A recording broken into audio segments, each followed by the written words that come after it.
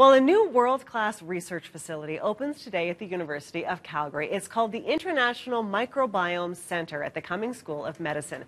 Here to explain how the center hopes to drive discoveries in many areas of chronic disease and disease prevention is the director of the new center, Kathy McCoy. Good morning, Kathy. Thank you for being here. This is a very exciting day. Good morning. Yes, it's a busy day. It is a very busy day.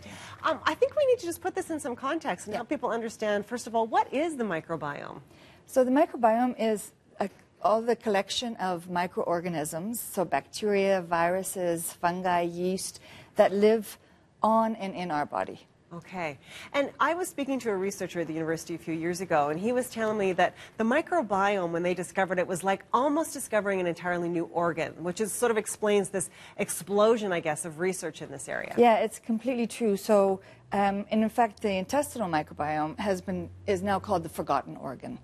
And because we know that the microbiome now impacts every single organ in our body. And it's really, you never are without it. So it is really an organ. Okay. Now, so an exciting day with this center opening up. We're seeing video here of people really getting ready to even enter this facility because it is a germ-free facility. Why is that necessary?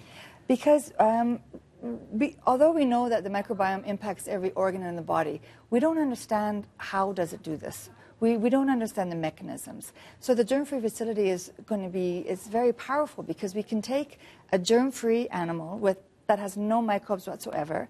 We can see, first of all, what does the body and the immune system look like without any microbes.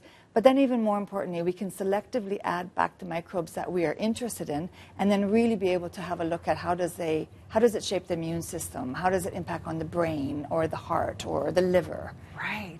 So what does a center like this mean for a city like Calgary and the University of Calgary? I think it's very exciting. At the very end of 2016, the microbiome, or harnessing the power of the microbiome to treat and prevent disease, was voted as likely to be the number one medical intervention or innovation. So to have this in Calgary is very exciting because it really puts us at the center and forefront of being able to make really good discoveries to improve our health for Calgarians and everybody in the world, right? Exactly. Yeah, wonderful. Yeah. Now, the research that we're talking about is incredible. I have this massive list, but let's just hit on a few if we can. Yeah. One project, pregnancy and diabetes. How does the microbiome play into that? So there's some very good evidence now that there are changes in the microbiome prior to kids coming onset of type 1 diabetes.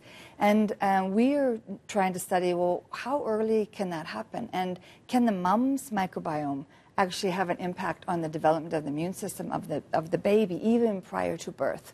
And we have some pretty good experimental evidence that this is the case. And now we're trying to say, is that enough to actually predispose or even protect from getting type 1 diabetes? Wow, that's incredible. Very exciting. That's very exciting. All right, well, let's look at allergies. How do allergies play into the microbiome? Really much the same. So we know that we think that there has been a change in our human microbiome over the past 50, 60 years. And it looks like we've got a decrease in our biodiversity. So we seem to be missing some really critical signals that we used to get all the time.